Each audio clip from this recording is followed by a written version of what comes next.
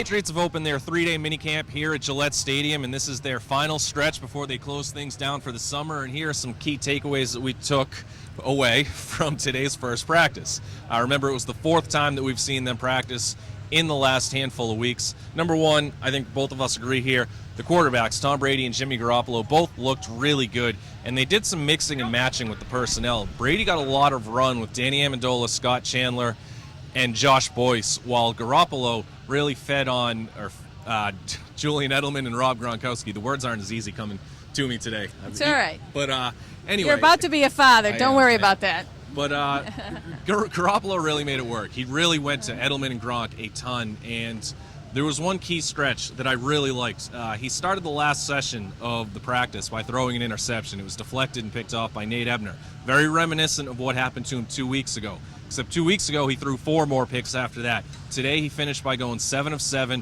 and he threw a touchdown pass to close the drill. So, again, I think a huge improvement just from that small snapshot we saw from Garoppolo a couple weeks back. Well, I'm never going to be happy about any interception, no matter how many it is. But, you got to take it with a grain of salt and, learn from it. I mean, Josh is right. You got to learn from each mistake that you make and each good thing that you do, too. Yeah, it was like night and day from what we saw last week of Garoppolo in the same drill to what we saw today. And, he was much more decisive. He didn't take what seemed like a half an hour making his reads today. And, yeah, I thought Jimmy looked very good. And as you said about Brady, who's looked like he usually looks, very sharp, very good, no matter, who he was playing with, whether it was Edelman and Gronkowski in the top group or Amendola. And, I thought Amendola played really well. Him and Brady today really looked like they clicked, and as well as Brady with Scott Chandler. Yeah, Chandler keeps doing good things. We did see Chandler go down, looked like a little rib injury toward the end of practice, but head trainer Jim Whalen came over, checked him out, and then left within a minute.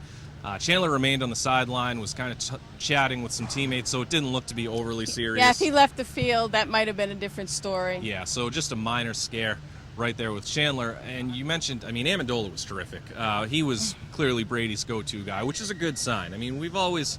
the last couple off seasons, Amendola was up and down, a little shaky. He'd have some great moments, then he'd disappear for a couple weeks. We were ready to kick Amendola out of the building last year. This year, he looks like, money. Yeah, and Garoppolo, great day. Maybe a coincidence, no coincidence that it was on the day that Matt Flynn arrived at Gillette for his first practice, or at least his first practice in front of us. Flynn was a little shaky. He went 5 of 9 in his 1 11-on-11 period. He started 1 of 5 and then completed his last 4 passes, so it was a better way to finish. But again, this is some third-string work, nothing to really look into too heavily. Right, and again, he's just coming in rather cold. He's trying to pick up, learn the system, learn the offense. And you know what? He's an insurance policy. Yeah. An insurance policy for Garoppolo. Just a couple final notes. Jamie Collins missed another workout. I guess at this point it's probably minor. We've seen him walking around in a lot of photos on Instagram and Twitter and stuff like that. Tyler Gaffney was as active as he's been in the 4 practices that we've seen. And another really good day for Josh Boyce. And we'll see how it holds up in that competition with Timms and Dobson. But Brady went to him quite a bit when he was lining up with him. So it was a good sign out of the third-year wideout. Again, it's good to see the ball getting spread around, and not just having the ball go to Gronk and Edelman, Gronk and Edelman, Gronk and Edelman. We're seeing the quarterbacks kind of use everybody on the field. And again, this is what this time of year is for, trying to build up chemistry with everybody. Check out more of our observations on the blog, and we will have a video after every practice this week, so don't go too far.